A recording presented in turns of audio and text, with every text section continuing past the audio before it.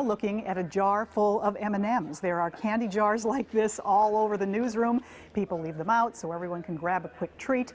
Most of us think no big deal, but I'm joined now by Mike Brangle and his weight loss coach Charles D'Angelo. And Mike, you say you were always a healthy person, stayed active, and then weight just started creeping on, and these little things like the M&Ms pushed you over the brink.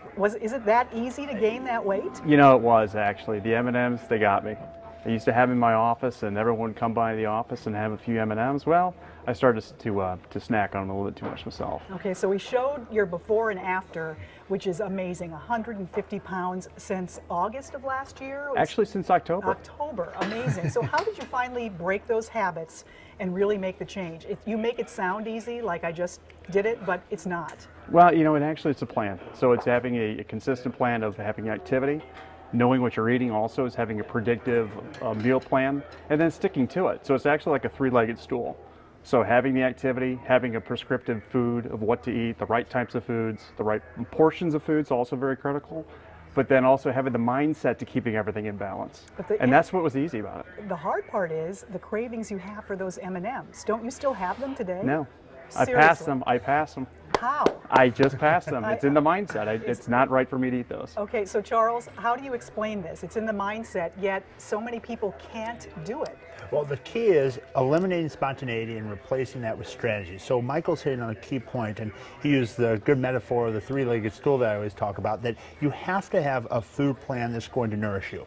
So if you're eating something or doing a program that's not providing your body with what you need, and you're hungry all the time, or you feel that you're starved of the very things that your body does need, you're setting yourself up to fail. Once you have a strategy with foods, it's very easy then, once you start to see results, your clothes are getting looser, your energy is coming up, you're feeling so much better, people are telling you all the time how different you look, all of that data is coming to you, it's easy to walk past that jar of M&Ms that shouldn't be here in the first place.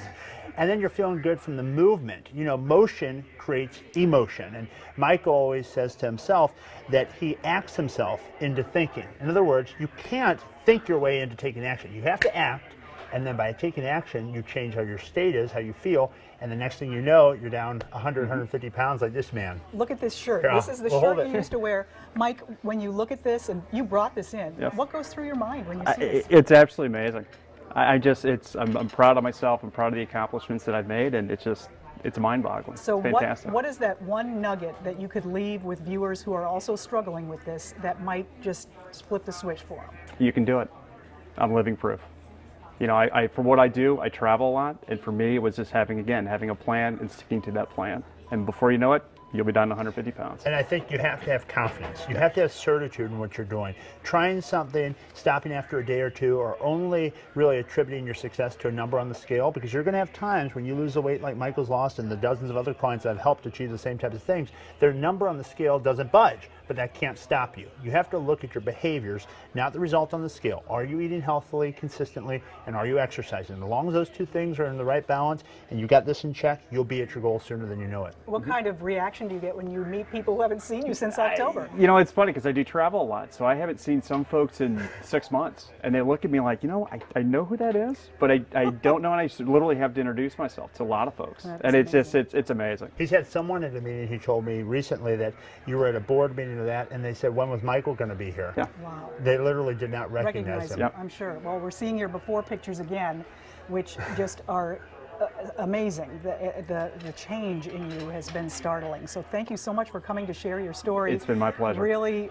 just amazing to see how you've transformed, Charles, as always. It's my pleasure. Just anyone out there struggling, just don't lose hope. Don't give up, no matter how many times you tried. I used to weigh 360 pounds. This man was 348 pounds. There's no reason to give up if you're willing to just put yourself out there one more time. Okay, great advice. Thank you both again. My pleasure. Cindy, they make it sound so easy, you know, but it's not, but they can do it. I think that's the takeaway message here. Wonderful success story again. Thanks, Charles, for that wonderful information and advice.